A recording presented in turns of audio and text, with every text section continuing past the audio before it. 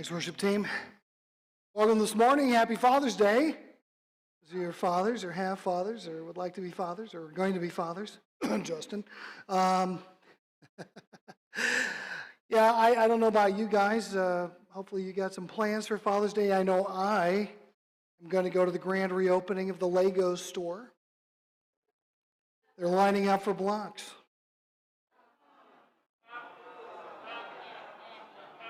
It's good to be back. Well, that was epic. There was a term, I'm going to go back to my high school days again, that probably epitomized my high school days more than any other. That term was first uttered when I was a sophomore in high school during gym class, second period. We were playing dodgeball. This was back when you actually used dodgeballs in dodgeball, not balloons. And somehow I became the last person on my team to be left, and there were 5 other guys on the other team, and miraculously, or masterfully, as I look back at that moment, in a nail biter that will go down in the annals of high school dodgeball lore, I was able to dodge, catch, and throw my way to victory, taking out all 5. My team was very excited. Big Butch Davis and Butch Hart and Mark Davis grabbed me and picked me up, and they were all cheering, and I was, soaking in the glory of this monumental victory, so it seemed to me, until I heard Penny Gabriel's we're all leaving for third period English class, and I heard her say, guys, it's just second period gym class dodgeball. It's not very epic. Not very epic. Ugh. Same thing was true in my senior year during ski club. I've told this story before. The shortened version is that ski club was going to be my vehicle to coolness, and I had planned for this. I had saved up all my money. I bought myself brand new ski equipment, all black with some silver highlights. And I bought myself brand new ski outfit, all black with the white gloves and the white hat. Looked like I was wearing a tuxedo. And the plan was for me, it was going to be epic, it was going to be really cool. And my last day on ski club, I tried to impress some girl I had a crush on, and I skied up right next to her and immediately wiped out in front of her, spread my brand new equipment all over the slopes of Buttermilk. I don't know how you crash on a slope called Buttermilk, for crying out loud, but I can tell you it was not very epic. I know. Or the grand epic plans I had for the Sadie Hawkins dance in my senior year. How many of you guys know what I'm talking about when I call the Sadie Hawkins dance? Those of you who don't know, our high school called it the twerp dance. And twerp was an acronym. It meant the woman is requested to pay. It was the dance where the girls asked the guys out, and Saturday night was going to be the twerp dance. And, of course, on Friday, the day before at school, was twerp day, where everybody dressed like morons, and it was a lot of fun, and everybody had a great time, right? It was like Spirit Week, and the last day of the week was the twerp day, and that was when you dressed up. And I had been planning this since my junior year at twerp day, because I was gonna make a splash, So this is 1984, back when Saturday Night Live was funny, and Eddie Murphy's version of Gumby was all the rage. He was this cranky adult version of Gumby who would smoke a cigar. He was like the claymation character from Saturday mornings, and he would say, "I'm Gumby, darn it," and everybody thought it was so funny. So I had these grand plans. I went to the Goodwill store, and I bought not that yet, I bought my snow jacket and snow pants, and I bought mittens, and I spray painted them green, and I got this big cardboard box that some mini refrigerator came in, and I cut the Gumby headed wedge into the box, and I had holes for my arms and my face. I even had a cigar to complete the look, and this was going to be epic. And Friday at school, of course, this was going to lead to multiple requests from the ladies as to who would like to accompany me to the twerp dance. I was sure of it. Thursday was a snow day, and school's canceled. And I was a little nervous. When patterns break, sometimes people forget Friday was going to be twerp day. And I've been planning for this for a year.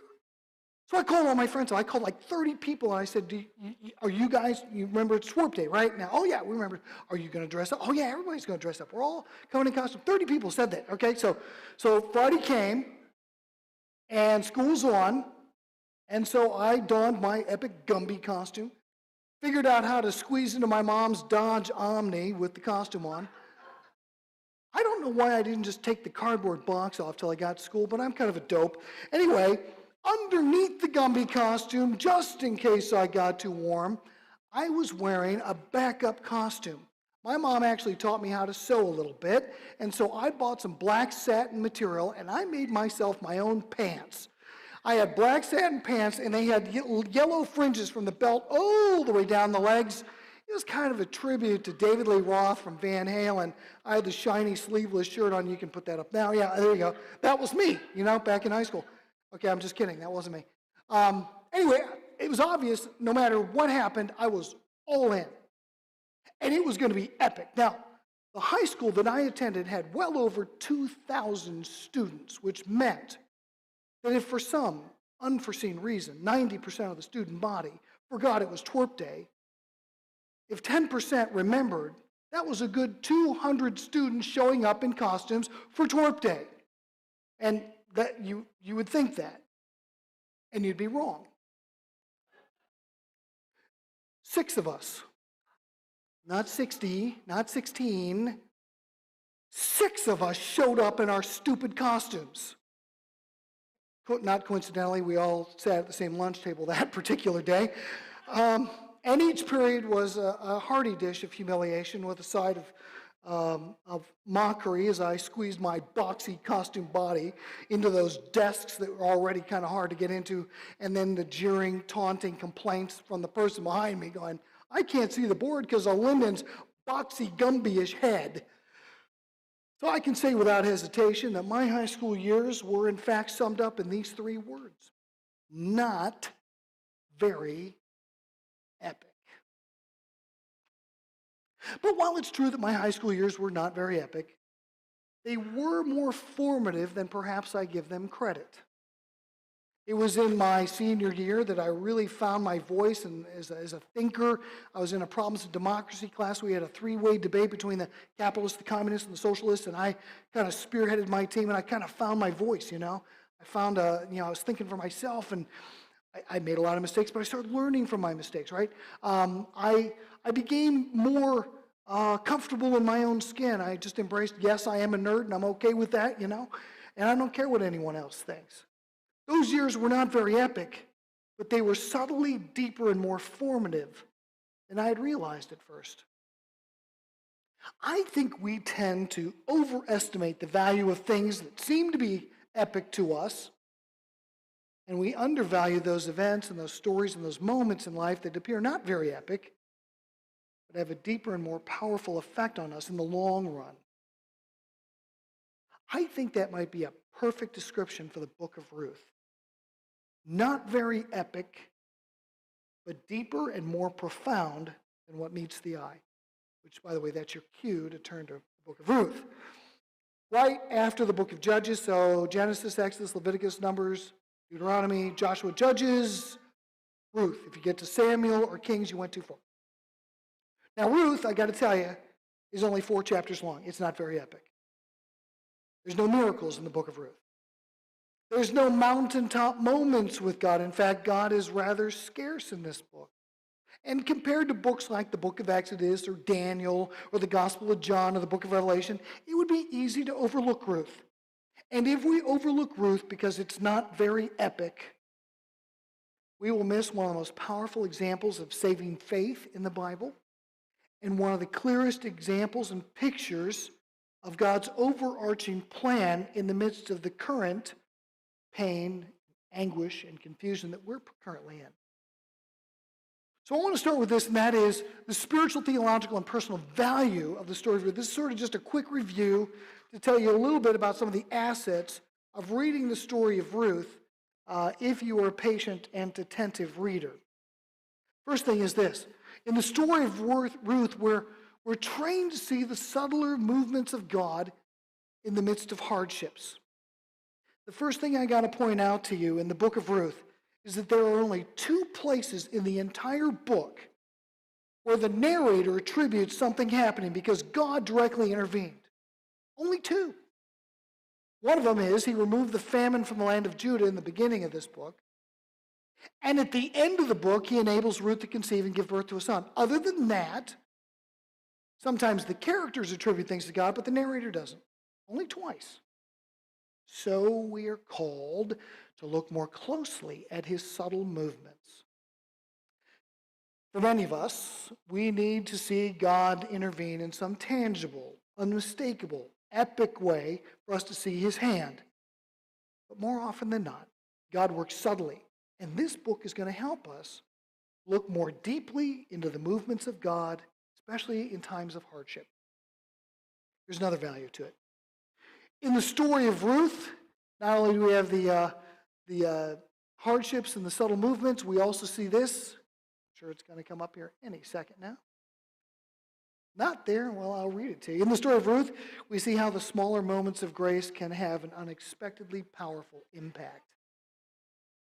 The smaller moments of grace can have an unexpectedly powerful impact. Now, the world in which Ruth lives is a world of societal breakdown and chaos. We're told in the very first verse that in the days that the judges governed, okay? What were those days like? Well, they were a mess. Now, the book of Judges starts with judges, the Shophatim. Those aren't judges like, they have a gavel and they, sit at the bench. They're tribal leaders. And they're over regions, and they probably overlap in times and so on. They started with solid leaders like Othniel, but then with every progressive judge, they got worse and worse and worse until we arrive at the poster child of underachievement, Samson. If anyone should have been epic, it should have been Samson. My gosh, he had superhuman strength, but he had a not very epic ending to his story. As you probably well know, the end of his story came with him chained between 2 pillars at a temple dedicated to Dagon, the Philistines' god, and they were mocking him. His eyes were gouged out, and he thought, well, my last act is just going to pull the roof on everybody, including myself. Boom, he's gone. That's how he ended his story. But more telling is how the book of Judges ends its story and its commentary on their world, and it says this: in those days there was no king in Israel. Everyone did what was right in his own eyes. And the book of Ruth finds itself situated between the chaotic times described in the book of Judges and the tumultuous transition to a monarchy in Israel found in the books of Samuel. A short 4-chapter book basically about 2 widows, an Israelite woman and a Moabite daughter-in-law, who enter the land of Judah destitute, and then Ruth ends up getting married to Naomi's kinsman redeemer. That is the bridge between these 2 epic moments in history. And it begs the question, why does this very not epic story of all stories provide the bridge in the history of God's redemption plan?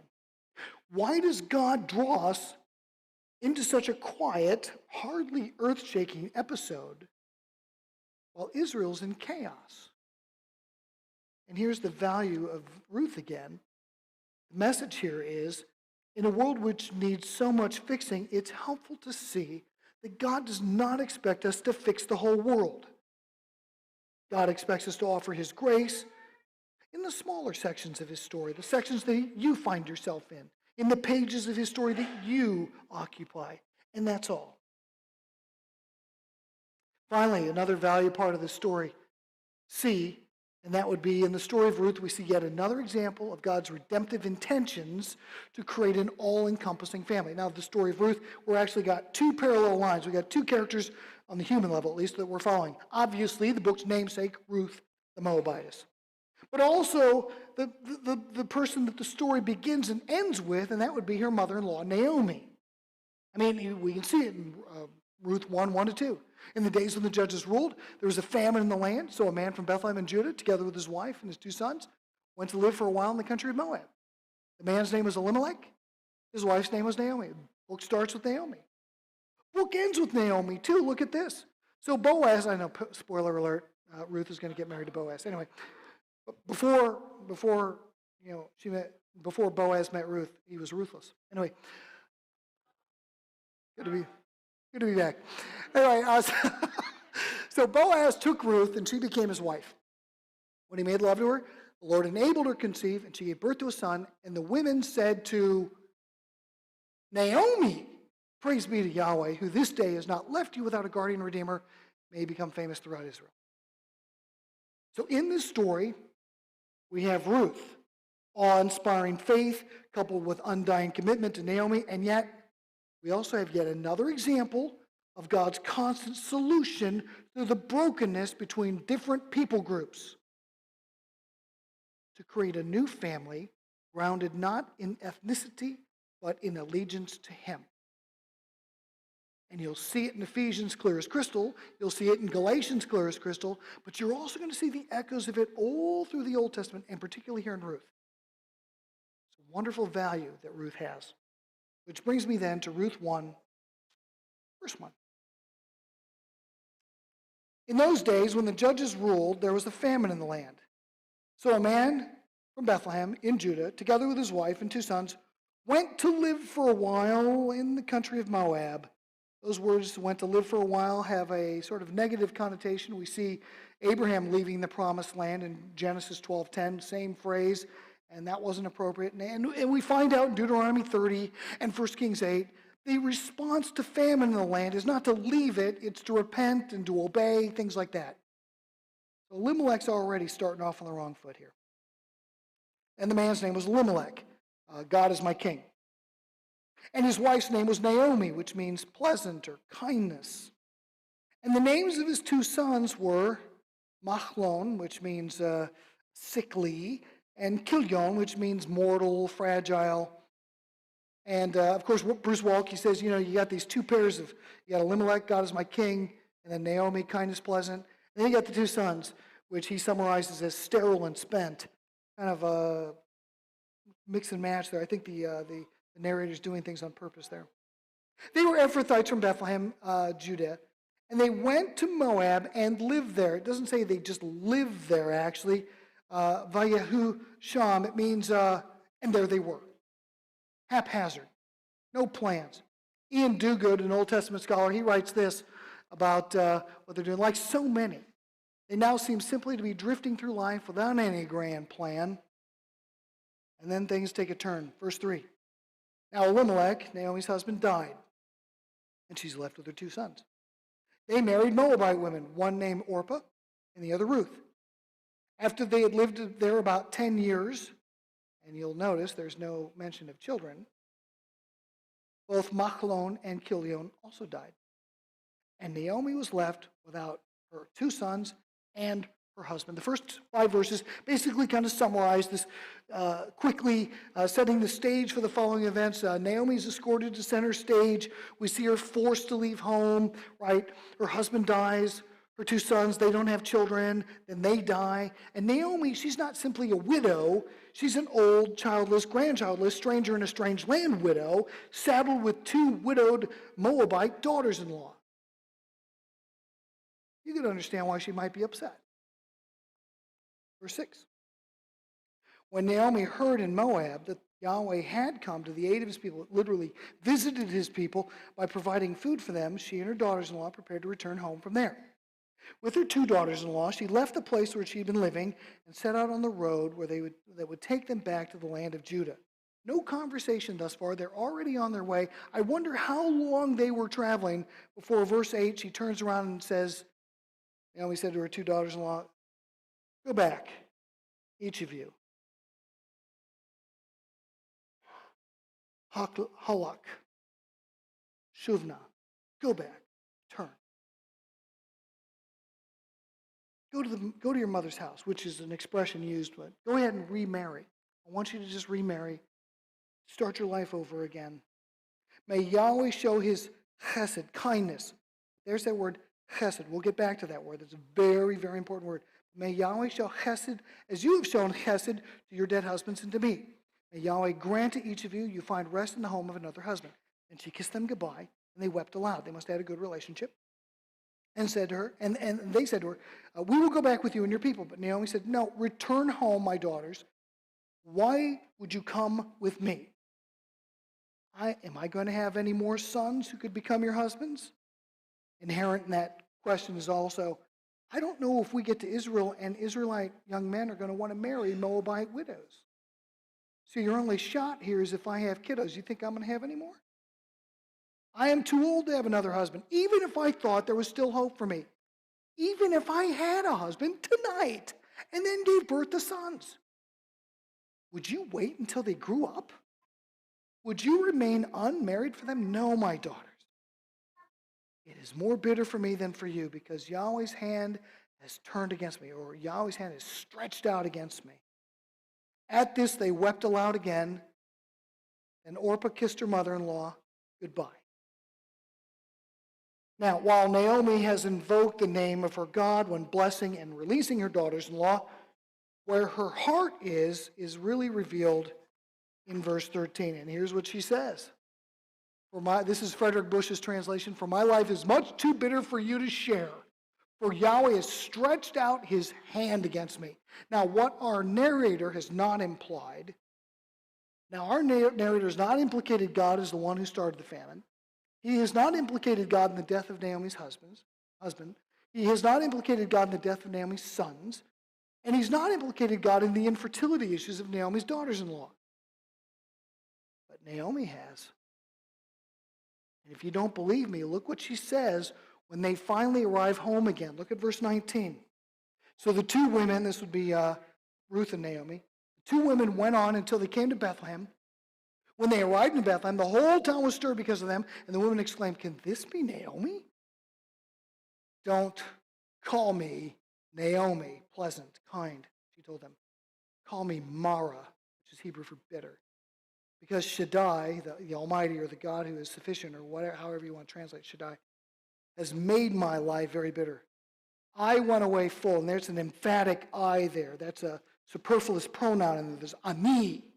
You don't need to put that in there, but I went away full. And Yahweh brought me back empty. Why call me Naomi? Yahweh's afflicted me. Shaddai has brought misfortune misery upon me. Naomi just goes off. I went away full. Yahweh brought me back empty. I wonder if Ruth is listening to this and her feelings are kind of hurt, like, you went away empty? I'm here. I committed I don't know.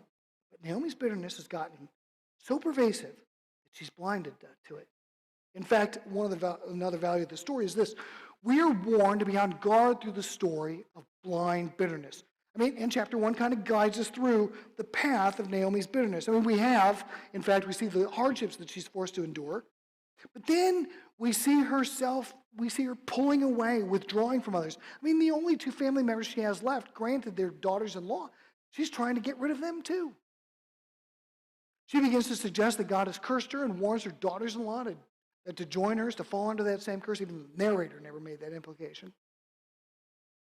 She begins to miss moments of grace, like the opportunity to return to Judah, to return home, and there's food there. Her daughters-in-law willing to return to join her return trip home. She misses the blessing and dismisses the blessing of Ruth's total commitment to her. And finally, she accuses God of all of her misery and her emptiness. And the warning that Ruth tells us starts with, we need to understand the difference, first of all, between anger and bitterness.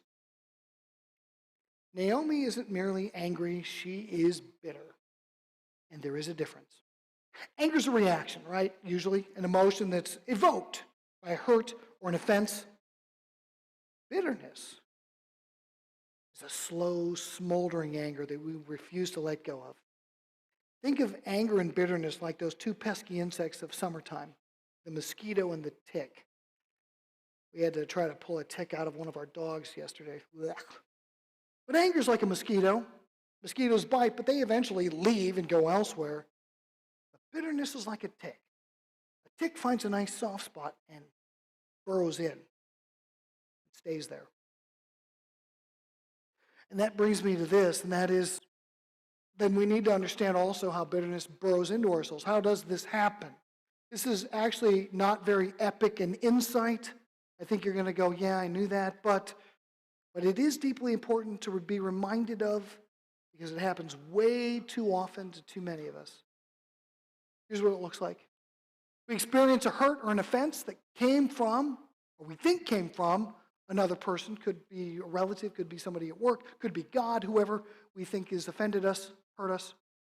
Instead of starting with forgiveness, we replay the hurt over again in our mind. Then we replay it again by retelling it to others. With each replay, we build a new layer of resentment. With each replay, we reinforce our justification for not forgiving. And with each replay, we blind ourselves to our own accountability and our own need for forgiveness. Of course, with that, I guess we can't leave it there. We also need to know this, and that is we need to understand how to be free from bitterness. This, too, will not be a very epic application. I think you're going to go, duh. But, again, good reminder. And here's what I would tell you. First of all, you need to pray for God's help. Well, you think you're going to do this on your own? If you're a follower of Jesus, you have the Spirit of God, but you're going to do it on your own? Why would you do that? We need to pray for God's help. We need to acknowledge our sin in the process. Nothing is 100% to 0%. Okay? Nothing. We need to apply the gospel and grace of God to our bitter spirit. We have to stop thinking of the gospel as the get out of hell free card. We need to think of it instead as the thing that governs our entire life and helps us deal with every aspect of our life. We need to apply it to every aspect of our life, including here. We need, like all of our sins, to focus on the opposing virtues that pull us away from those sins. I would suggest to you that to focus on the sin, even with the intention to get rid of it, we're actually just reinforcing it because we're focused on it. But if we focus on the opposing virtues that pull us away from it, we'll have more success. And finally, we need to look for moments in which God is trying to draw us back to Him. Which brings me to my third point, and a very epic moment in the book of Ruth. In fact, one of the most epic declarations in the entire Bible, and I am not over-exaggerating. Naomi has persuaded her daughters-in-law to head back to Moab, at least one of them. And now Oprah has left to develop, TV shows and health products and, magazine. Orpah, I'm sorry. Actually, did you know Oprah was named after Orpah and they switched the letters on her birth certificate? So it's Oprah, but it would have been Orpah. She was named after. Anyway. But not Ruth. Look at 14. I stopped halfway through 14 with Orpah kissing her mother-in-law goodbye. But Ruth clung, davak, clung to her. That's the same word that we see in Genesis 2:24. A man shall leave his father and mother and cling to his wife. Right. That's the same word. Look, said Naomi, your sister-in-law is going back to her people and her gods, which more than likely gods probably would have been Chemosh, which was a fire god, accepted child sacrifice. I don't even know why Naomi's suggesting she goes back to that kind of a god, but she does. Go back with her. But Ruth replied, don't urge me, don't pressure me to leave you, abandon you, the Hebrew word, or to turn back from you. Where you go, I will go. Where you stay, I will stay. Your people will be my people, your God, my God. Where you die, I will die, and there I will be buried. And may Yahweh deal with me, be it ever so severely, if even death separates you and me. And when Naomi realized that Ruth was determined to go with her, she stopped urging her. There are two oaths in the entire Bible in which the person making the oath invokes the name Yahweh. Only two. I mean, there's laws that commend that, but only in two narratives, period, does anyone ever do it. One of them is Jonathan in 1 Samuel 20:13, in his dedication to David. The other is here in Ruth 1:17. That's it. In fact, the oath itself is a beautiful piece of literary artistry, a perfectly balanced, what they call a chiasm with an A, B, C, B, A kind of inversion. It looks again like this. Don't pressure me to abandon you or turn from following you. And then the B, wherever you go, I will go. Wherever you lodge, I will lodge. C, right in the middle, your people, my, literally, that's what the Hebrew says. Your people, my people, your God, my God. That's all it says. Then back to B prime, wherever you die, I will die, and there I shall be buried. And A prime, thus may Yahweh do to me, and worse, if even death separates me from you. So you see the A and the A. Don't make me abandon you from following you. And B, death will not even separate me from you. And the B and the B and the C. And of course, right in the middle there's the C. There's the focus. Your people, my people, your God, my God. In fact, if you look at the center of this declaration, you will note Ruth has made a declaration of conversion. She swears her allegiance not only to Naomi, not only to Naomi's people, but to Naomi's God. If Naomi's bitterness is ever to be uprooted, she would do well see this moment of grace as God's love is drawing her back to him by putting a person like this into her life. Which brings me to that third point I've been telling you about. That is, we are inspired to deeper levels of grace through the story of promise-bound love and commitment. And I mean, what Ruth says literally leaves Naomi speechless. The NLT captures it well. When Naomi saw that Ruth was determined to go there, she said nothing more. That's what the Hebrew says. She didn't say anything else. Nothing more.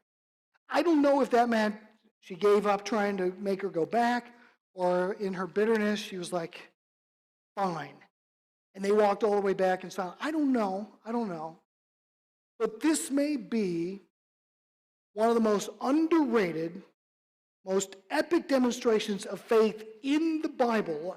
Unlike some of the heroes of the faith, like a Moses or an Abraham, consider what Ruth has just done. Ruth never received a direct word from God, unlike Abraham or Moses or David. She never walked by promises given to her by God. God never spoke to her. Ruth walked away from the possibilities of remarriage and a new life in Moab, where she was familiar with everything. Ruth has been made to understand that Naomi's God is in the process of judging Naomi, and that Ruth's allegiance makes her susceptible too, at least according to Naomi. At the minimum, the God that Ruth has sworn allegiance to has been silent of late, and Ruth is going to a people whose law includes an exclusion of Moabites from the assembly, Deuteronomy 23:3. And despite all of this, she commits. Without loopholes, without caveats, without conditions, nothing. She commits anyway.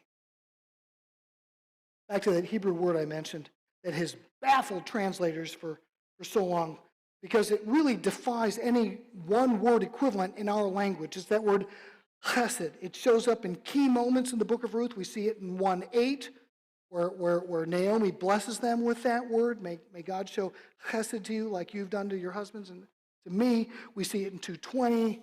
We see it in 3:10.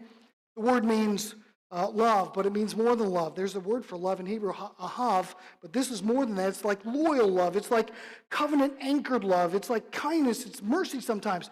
Micah 6:8 says, what does the Lord expect of you, require of you, O mortal? To do justly, to love chesed, mercy. It's translated there, mercy, and to walk humbly with your God, right? I've translated it often as promise-bound love, but even that falls short. It's the kind of love that was at the core of God's character. When God passes by Moses and reveals his character, he uses the word too. The Lord passed by and proclaimed, Yahweh, Yahweh, the God merciful and gracious, slow to anger, and abounding in steadfast love, chesed, and faithfulness. And finally, after years of reading Hebrew lexicons and commentators and thinking through what the word meant in this context or in that context, the word that describes not only God's love for us, but the kind of saving faith love that we're called to give back to God, I finally found an adequate, nay, epic definition of that word in the not very epic book of Ruth. You want to see it?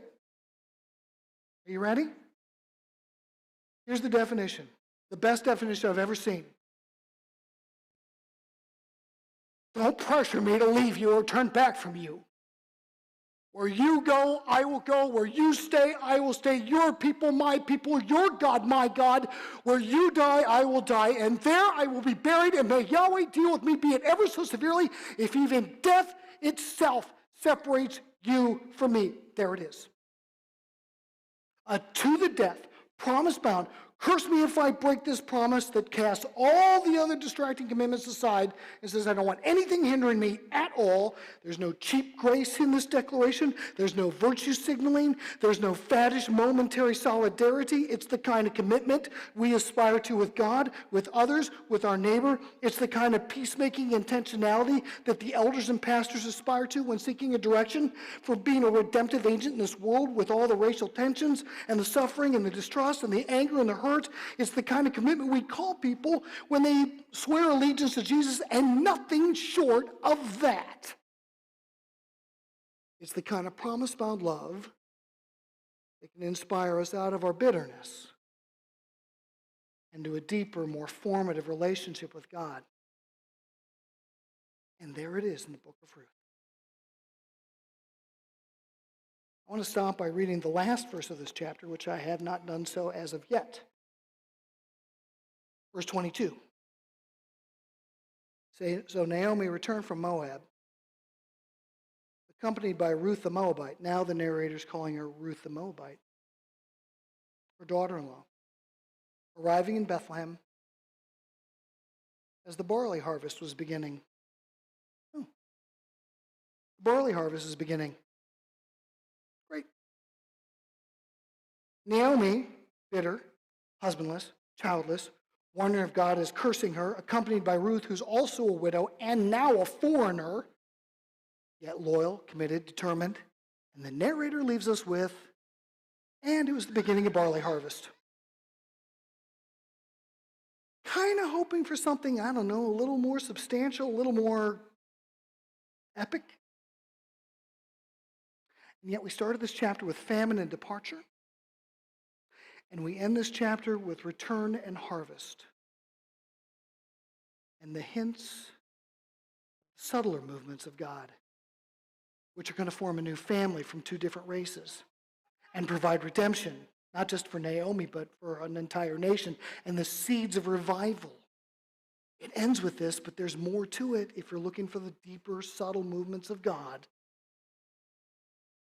You want epic? You can have epic. Give me not very epic and deep, formative, life-changing every day of the week. We'll continue this great story next week. Let's pray. Father, I want to ask you for your help. There's so many things that I have to leave out. There's so many things I wish I could have said, but we'd be here a long time. There's so many things I wish I could have said better or more appropriately or more accurately. But I'm going to trust not in my preaching. I'm going to trust in your word because it's true and it's faithful and it's powerful. It's a double-edged sword that pierces us right to our very soul. And so I'm going to pray that you would take your word and help it find good soil in every one of our hearts. Because there's people in here, Lord, that are struggling with bitterness. And there's people that are in here struggling with what you're doing in their life and struggling with you. And there's people in this world that are just trying to figure out which way is up. And there's people that are wondering about Jesus and the cross and the resurrection and the faith that they're called to and what they should do with that and everything else in between.